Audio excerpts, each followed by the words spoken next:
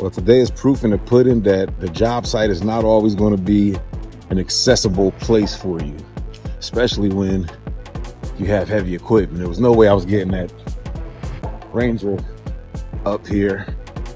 So I went and got the little Lincoln Electric Outback. It's a beautiful property.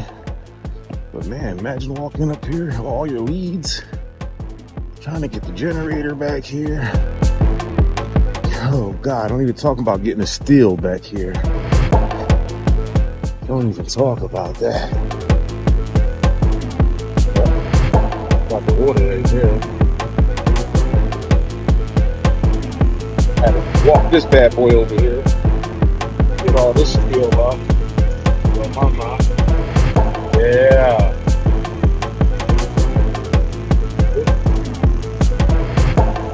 So out back.